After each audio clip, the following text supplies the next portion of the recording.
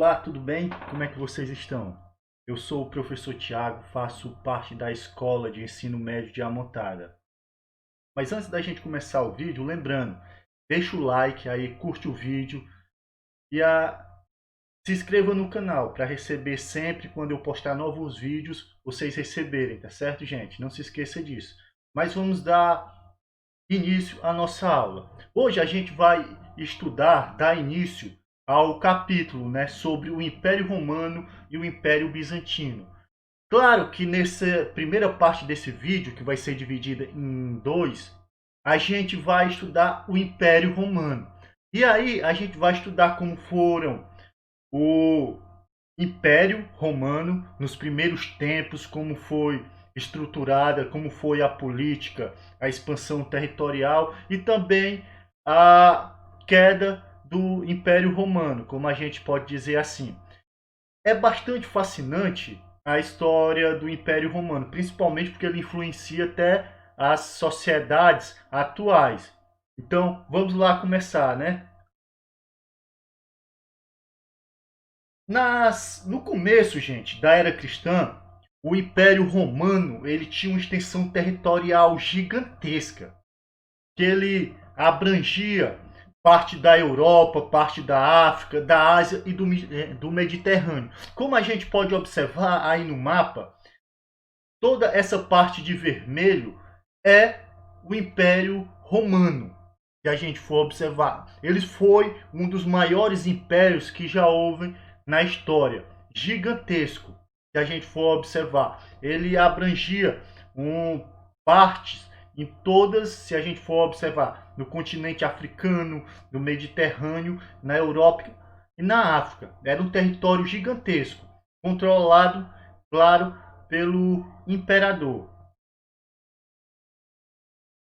Nesse território, que era um território verdadeiramente gigantesco, quem tinha o comando desse território era o Otávio, né, que assumiu o poder em todo o território romano no ano 26 a.C.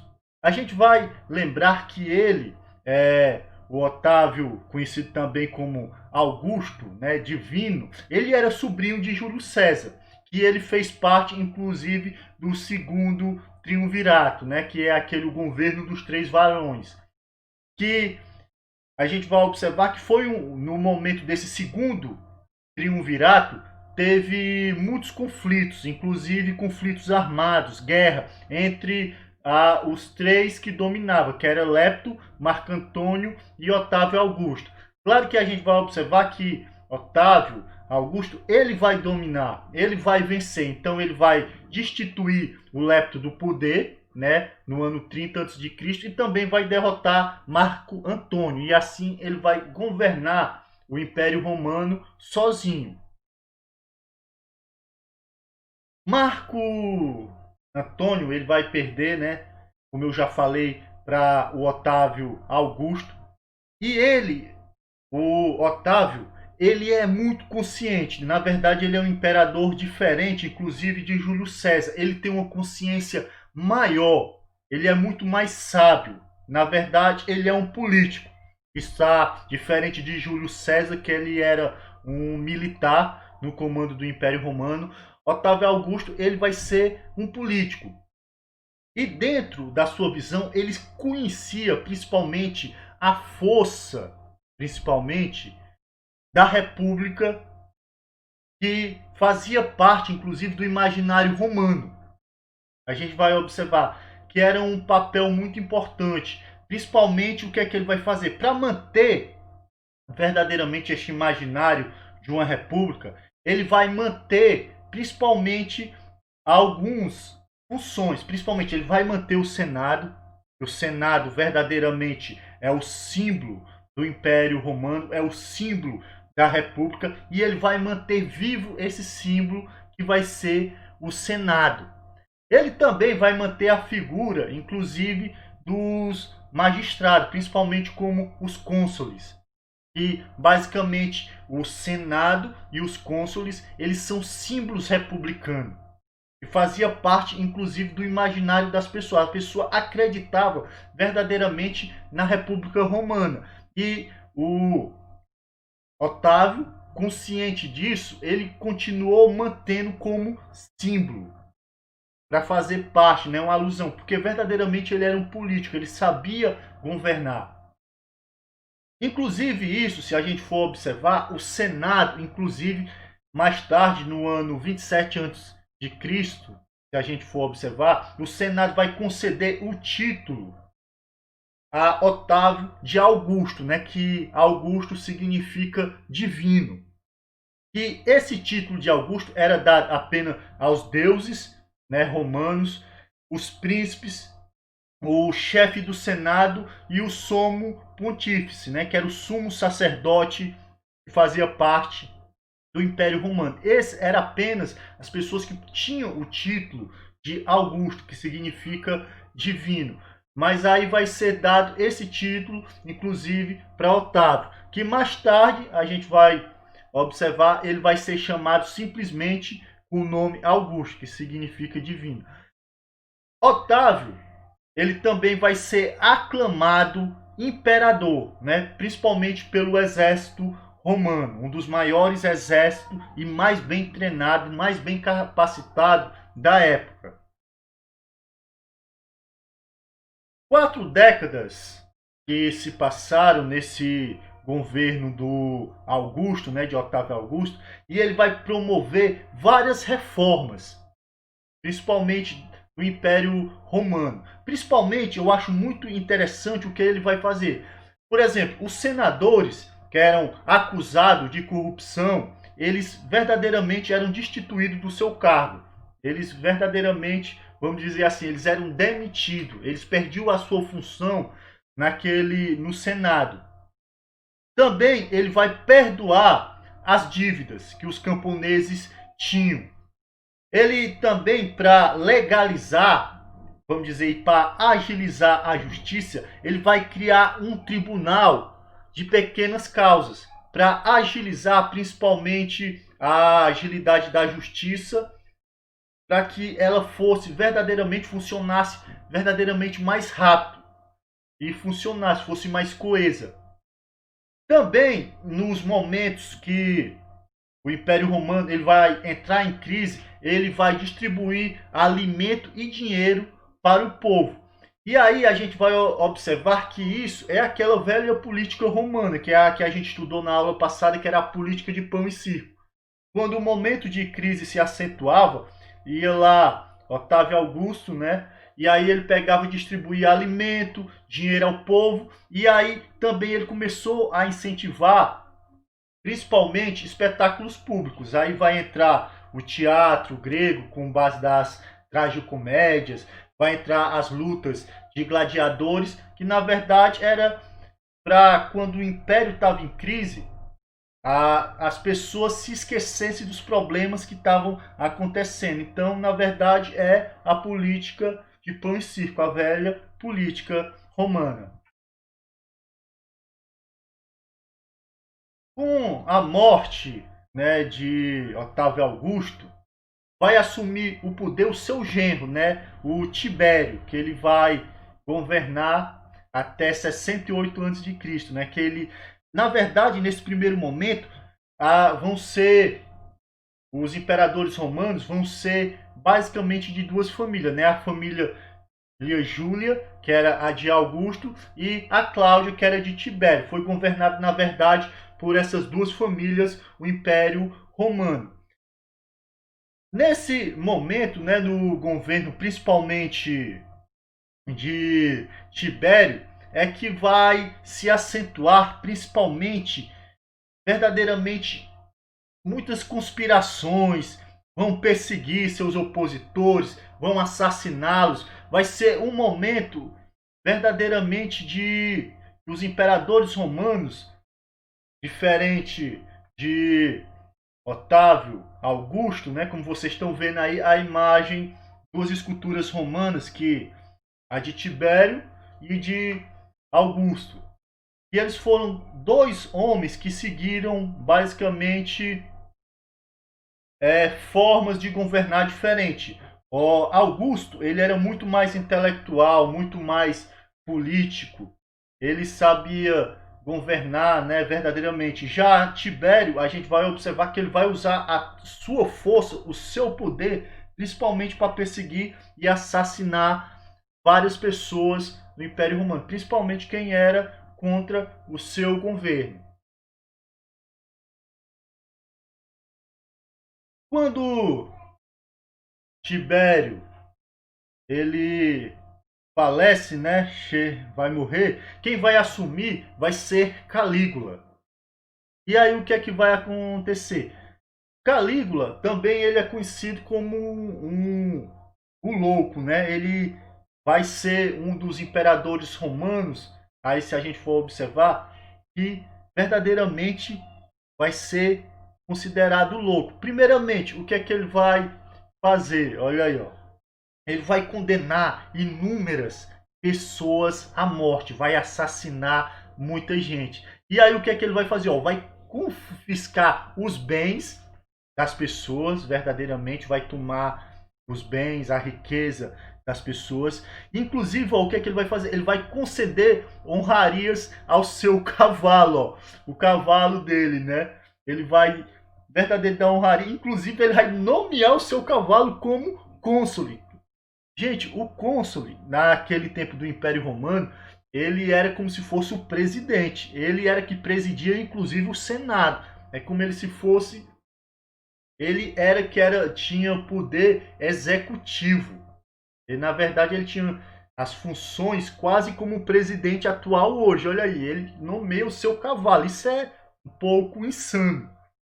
Só que, no ano 41, ele, né, ele vai ser sucedido pelo seu tio, que é o Cláudio. Como vocês estão vendo aí na imagem, vocês estão vendo aí o Calígula e está vendo o Cláudio. Cláudio, depois da morte de Calígula, ele é quem vai dominar o Império Romano. Ele vai governar o Império Romano. Só que a gente vai ver que ele, Cláudio, ele vai ser envenenado, inclusive pela a própria esposa, né? Que inclusive a mulher de Cláudio vai envenená-lo para que o seu filho Nero, que era de um casamento anterior, assuma o poder. Aí Nero ele vai assumir o poder, né? Um adolescente, na verdade, ele tinha aí na base de uns 16 anos de idade, quando ele se torna imperador de Roma. Na verdade, um adolescente no comando de um império gigantesco, né? Verdadeiramente ainda imaturo, ainda, mas que a gente vai observar que Nero ele vai ser o maior perseguidor, inclusive, dos cristãos. E aí tá aí Nero, né? Nero, com Nero, né? Verdadeiramente as famílias, as dinastias Cláudias, a família Julianas, a Claudiana vão chegar ao fim, né? Inclusive, ó, a mãe de Nero vai assassinar Cláudio, né, o imperador. E aí o que é que vai acontecer? Nero, mais tarde, mata a sua própria mãe. E aí vai começar, no governo de Nero, é que vai acontecer as perseguições ao cristianismo, se a gente for observar. E aí ele vai começar a perseguir, assassinar os cristãos, vão ser jogados lá no Coliseu para ser comido pelos leões. Verdadeiramente ele vai reprimir o cristianismo totalmente. É um dos piores imperadores, um dos mais cruéis que o Império Romano já teve.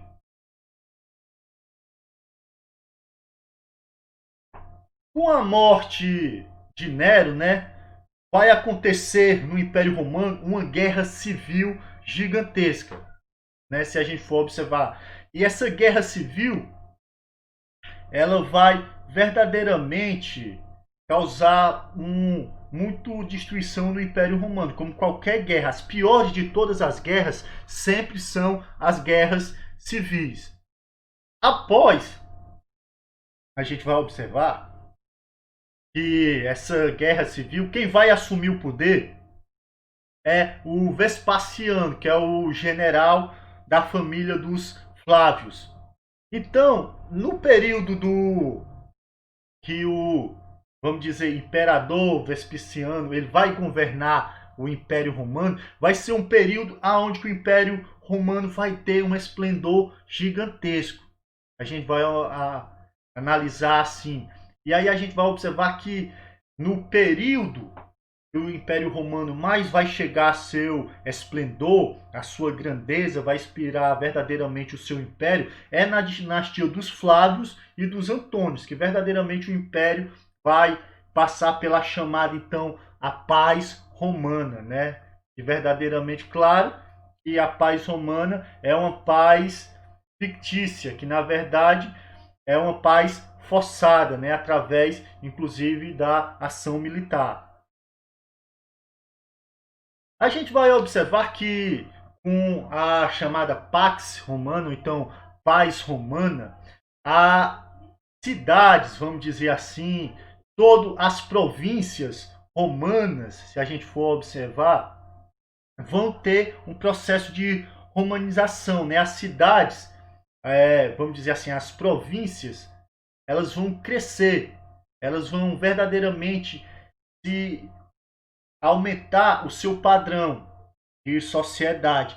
Bom, e todo esse processo, inclusive, vai ser chamado de romanização dessas regiões. O que é que vai acontecer? O que essa, na verdade, todas as províncias que a gente vai ver, que era todo aquele mapa que a gente já viu, que era fazia parte da África, parte da Europa, parte da Ásia, parte do Mediterrâneo, vão fazer um processo de romanização. As casas vão ser construídas no estilo romano, as roupas do estilo romano, o modo de governar, as políticas vão ser tudo influentes, principalmente dos romanos. E aí as pessoas acabam deixando o Roma, a capital do império, e vão morar nas províncias, que as condições de vida das províncias estão cada vez melhores. E aí os romanos, verdadeiramente, eles vão optar por viver nessas províncias, deixar a capital, Roma, e vão viver nas províncias. Só que se a gente for observar esse império que estava vivendo nesse período, a calmaria, a paz romana, né, a Pax Romana, não era, como eu já falei, uma paz verdadeira. Na verdade, era uma paz forçada que o Império Romano utilizava da força militar para controlar todas as províncias, para controlar toda a extensão territorial, para controlar verdadeiramente tudo. Era uma paz imposta pela força militar, não era uma paz verdadeira, mas nessa Pax Romana vai durar verdadeiramente um longo período. Aí o que é que vai acontecer? Só que no período da paz romana não vai haver apenas só o esplendor, não vai haver apenas as províncias também estão crescendo, não vai ter apenas uma fase de esplendor. A paz romana, claro que não vai ser causada principalmente por conflitos armados. Claro que isso não vai ser marcado a paz romana, que é um período que não vai ter conflitos basicamente armados, mas vai ter problemas sanitários e também, por exemplo, vai ter várias epidemias. O Império Romano verdadeiramente nesse período vai ter uma calamidade de doenças, de epidemias que vai matar muitas pessoas, incêndios, vários incêndios que a cidade romana vai passar, principalmente. E ainda destruições de algumas cidades por eventos naturais, né, da natureza. Por exemplo, a erupção do vulcão Vesúvio, que vai destruir, na verdade, 3 cidades romanas: Pompeia, Herculano e Estábia. Vai ser marcado por isso. Claro que não vai ser marcado esse período com conflitos armados, porque é um período de paz, mas vai haver doenças, as cidades vai passar por vários incêndios, principalmente os incêndios naquele período. Verdadeiramente a gente vai observar que a Roma, as cidades romanas, era uma cidade altamente desenvolvidas. E aí elas tinham vários produtos, né? As pessoas fabricavam pão, tinham padarias e alguns, inclusive alguns historiadores, eles vão dizer que essa urbanização, que tinham padarias, tinham comércio, e aí através disso as cidades incendiavam, principalmente porque a padaria, né, vamos dizer assim, você tem que cozinhar a massa, né, tem que assar o pão, então precisa de lenha, madeira de fogo, inclusive era muito grande as padarias em Roma, inclusive os incêndios sempre começavam, alguns historiadores dizem, pelo padaria, então vai se destruir verdadeiramente as cidades romanas, além dos problemas naturais, como a erupção do vulcão Vesúvio, que vai destruir 3 cidades, né? Agora, a gente vai observar que no final do século II, gente, o Império Romano ele vai começar a sofrer, principalmente por invasões dos povos que vinham da Europa, da Ásia. Esses povos que vinham lá da Europa e da Ásia, que eram chamados pelos romanos de bárbaros, porque eles não falavam a língua latina e não tinham os costumes dos latinos, né? Se a gente for observar, eles não tinham a cultura do Império Romano, porque o Império Romano ele se achava civilizado, eles se achavam pessoas cultas, inteligentes. E basicamente as pessoas, os outros povos que não tinham seus costumes e não falavam sua língua, eram considerados bárbaros. E aí a gente vai observar que no período do século II, no final do século II, esses povos vão invadir verdadeiramente o Império Romano. Aqui, inclusive, a gente está observando algum desses povos que vão invadir o Império Romano. E se a gente observar aqui, quem é que vai? Quem são esses povos? Na verdade, são os anglo-saxões, os francos, os gordos, os visigodos, os ostrogados, os hunos, os vândalos. Inclusive, se a gente for observar esse termo vândalos, que a gente usa hoje para delinquente, né? Vamos dizer assim, entre aspas, os marginais, eram porque os vândalos eram o povo mais bárbaro que existia, que o Império Romano conheceu nesse tempo. Eles eram chamados vândalos. Quando ele invadia uma cidade, eles saqueavam, eles destruíam, eles incendiavam, matavam as pessoas. E aí, verdadeiramente, eles é um termo que, inclusive, se a gente usar hoje para vândalo, a gente vai estar utilizando para pessoas que destroem o patrimônio público, vive na marginalidade, que é um termo que foi usado daqui, veio daqui, né? Mas a gente vai observar aí no mapa, ó, como vocês estão vendo. Olha aí, todos esses povos considerados bárbaros, os anglo-saxões, os francos, os godos, os visigodos, os ostrogodos, os hunos, os vândalos, são povos que vão invadir o Império Romano constantemente. Principalmente, se a gente for observar, vão invadir o Império Romano do Ocidente. Que a gente vai, daqui a pouco a gente vai ver que o Império Romano ele vai ser dividido em dois: Império Romano do Ocidente e Império Romano do Oriente. O Oriente ele vai viver um período de paz muito grande, né, sem invasões. Já o do Ocidente vai viver constantes invasões dos povos bárbaros. A paz romana, gente, como a gente falou, foi um período que o romano viveu uma estabilidade, né? Só que não garantia, não era uma garantia para sempre, não era um império, que a gente sabe que nada dura para sempre. Mas aí o que foi que aconteceu? A partir da dinastia Severa, né, que ela vai reinar de de 193 a 235 depois de Cristo, a gente vai observar que o Império Romano ele vai entrar em crises. Cada vez a crise vai ficar mais frequente, gente. E aí a gente vai observar que vai acontecer coisas verdadeiramente, né? O Império Romano em crise, constantes invasões. E aí o que é que vai acontecer, gente? Inclusive, é algo bem interessante, gente. Dos 26 imperadores que o Império Romano vai ter, apenas um vai morrer de morte natural. Todos os outros vão ser assassinados, envenenados, esfaqueados, como foi o caso de Júlio César, foi apunhalado dentro do próprio Senado. E aí a gente vai observar, principalmente, gente, além disso, a crise que sofria o Império Romano, também a população sofria, principalmente altos impostos. O Império Romano cobrava altos impostos para manter o seu império. Para quê? Cada vez que o império aumentava, ele precisava de quê? De mais soldados para manter a segurança do Império Romano.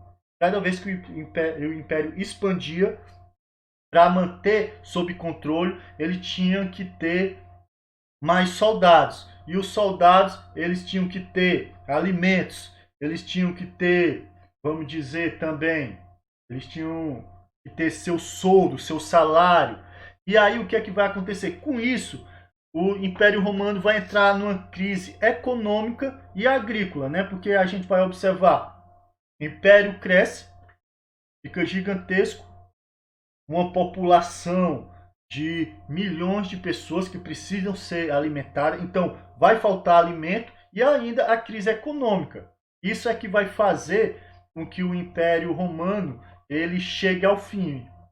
O que vai fazer que ele chegue verdadeiramente é a expansão territorial, que vai chegar a ser tão grande que verdadeiramente a produção agrícola e também altos impostos da população, que vai causar insatisfação da população.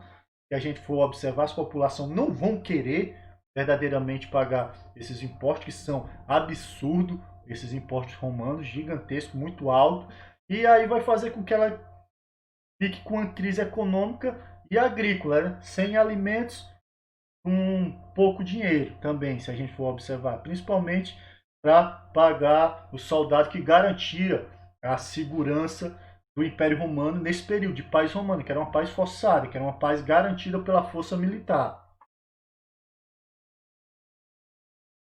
Nesse período, gente, é que a gente vai observar que, preocupados com a estabilidade do Império Romano, é que o imperador Dioclésio, que vocês estão observando aí, ele vai resolver dividir o Império Romano. Para que ele vai dividir? Principalmente para o Império é tão grande que ele chega consciente, ele vai saber que não dá para controlar sozinho o Império tão gigantesco como é o Império Romano. Então ele vai dividir em duas partes, que aí a gente já conheceu, como eu já falei, vai o Império Romano do Ocidente, né? Que a gente vai observar. Primeiro, o Império do Ocidente, ele vai ficar sobre o controle do general Maximiano, né? Esse general que vai controlar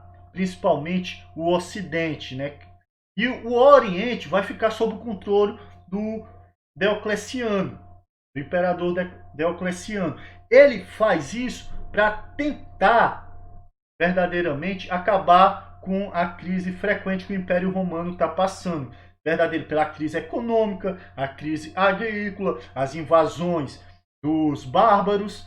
E isso ele faz como uma parte de governar, dividir para governar. Só que a gente vai observar que ainda vai continuar as invasões, principalmente do Império Romano Ocidental, vai continuar sendo invadido pelos bárbaros.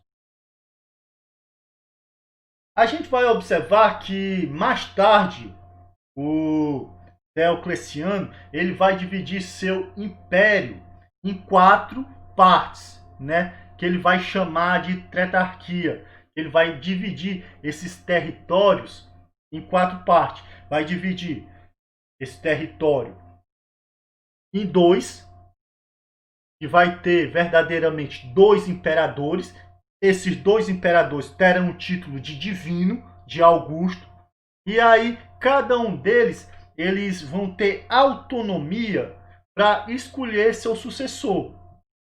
Se a gente for observar, eles vão escolher depois dele, eles vão dizer, depois de mim quem vai governar é tal pessoa. Essa divisão, esse novo tipo de administração que o Império Romano vai ter, ele vai fragmentar principalmente o poder do Senado. O Senado ele já tinha enfraquecido desde o governo de Otávio Augusto, né, que ele só manteve o Senado como símbolo do Império. Eles já tinham perdido todo o seu prestígio, todo o poder. O Senado já não tinha as principais, vamos dizer, não tinha mais a principal forma de governo que era na República Romana. Quando o Império Romano ele passou a verdadeiramente se transformar no Império, o Senado perdeu a autoridade. E aqui a gente vai observar com a decisão de Diocleciano, o Império Romano, o Senado vai perder totalmente, vai fragmentar. Ele vai continuar sendo importante, claro que lá em Roma, mas ele não vai ter mais o controle de todo o Império. Aí, gente, como eu já falei, o Império Romano ele vai continuar funcionando, mas só em Roma. Ele vai deixar, inclusive Roma, ele vai deixar de ser a sede do Império Romano. Porque quando Diocleciano ele vai divide o Império em 4 partes, inclusive Roma, que era a capital do Império, era onde que os imperadores controlavam, vai deixar de ser a capital. E aí vai surgir 4 províncias. Essa Diocleciano, quando ele divide o Império em 4, vai surgir novas 4 capitais. Treves, né, que vai ser uma da capital do Império Romano, que vai ser hoje na atual Alemanha. Milão, que vai ser ainda na Península Itálica, né? Não vai ser mais Roma a capital de todo o Império, mas vai ser agora Milão. A Símio, que vai ser hoje na atual Bósnia, na Iugoslávia, né? E Nicomédia, que vai ficar hoje na atual Turquia, lá na Ásia Menor. Esses vão ser, o Diocleciano vai dividir seu império nesses 4 capitais, né? Com 2 imperadores e com sucessores, que eles vão dividir verdadeiramente para evitar o que está acontecendo no Império Romano, que são crises econômicas, agrícolas e também pelas invasões dos povos bárbaros. Só, gente, que no ano 395, no governo de Teodósio, ele vai dividir mais uma vez o Império Romano em 2 partes. Aí vai ficar o Império Romano do Oriente, que aí a capital vai ser Constantinopla, e o Império Romano do Ocidente, que vai ficar com a capital em Milão. Só que, como a gente vai observar, o Império, o Império, o Império Romano Oriental, né, se a gente for observar, ele vai continuar sendo invadido, principalmente. Vai ser continuado por esses povos, por esses bárbaros, vão continuar atacando o Império Romano. Já o Império Romano do Ocidente, né, se a gente for observar, ele vai se estabelecer. Ele vai verdadeiramente se acabar. Na verdade, eles vão acabar com as ações dos povos invasores, que são aqueles lá, né? Os godos, visigodos, vândalos, francos, saxões, eles vão verdadeiramente destruir o Império Romano do Ocidente. Já o Império Romano do Oriente, né, ele vai continuar verdadeiramente aí funcionando por quase 1000 anos, se a gente for observar que vai cair o Império Romano do Ocidente, mas o Oriente ainda vai continuar até 1500, né, que vai durar 1000 anos o Império Romano.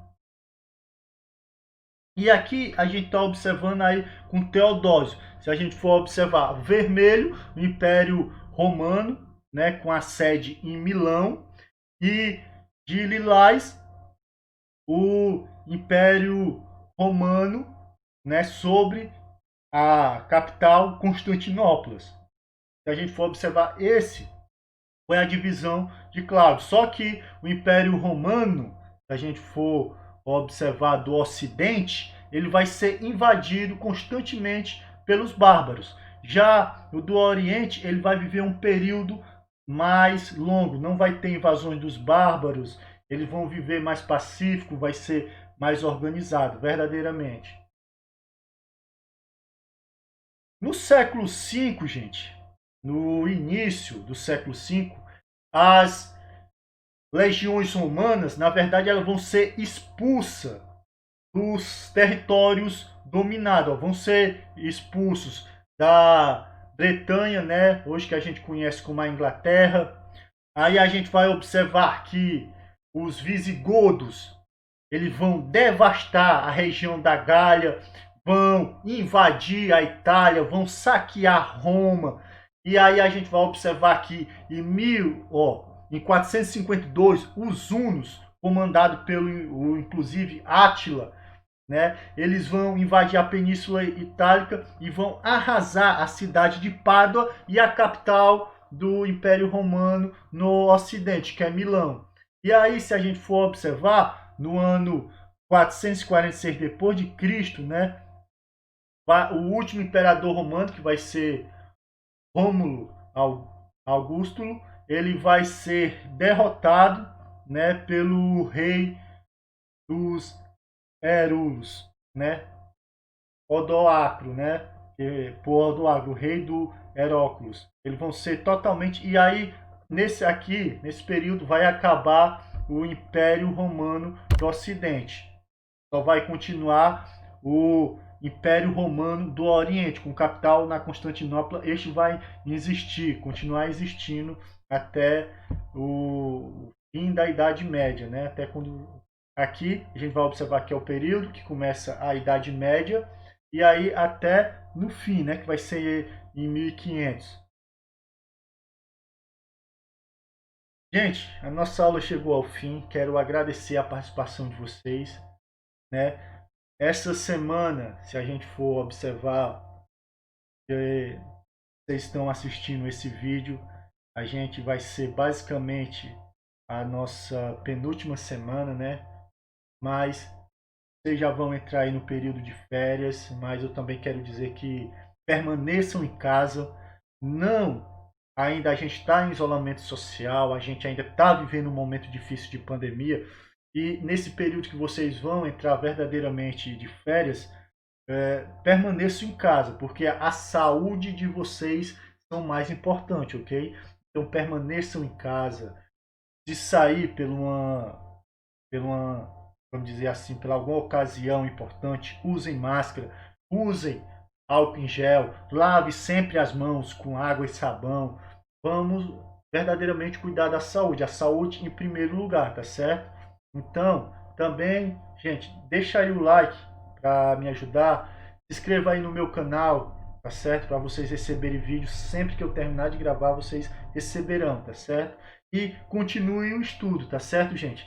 Vocês, esse período de pandemia, foram feito vídeo todos os dias, desde 18 de março até essa semana, tá certo? Então, vocês podem rever todos os outros vídeos. Vão lá e assistam. São vídeos de modéstia à parte, eu gravei com carinho, com amor para vocês. Verdadeiramente eu achei que são bons, muito bons mesmo. Então assistam e continuem assistindo. Volte aos outros vídeos, reassistam tudo do começo de novo nesse período de férias, verdadeiramente para quando voltar nossas aulas presenciais, se Deus quiser em agosto, a gente esteja apto verdadeiramente para continuar a nossa educação, nosso processo educacional. Valeu, gente. Obrigado. Até mais.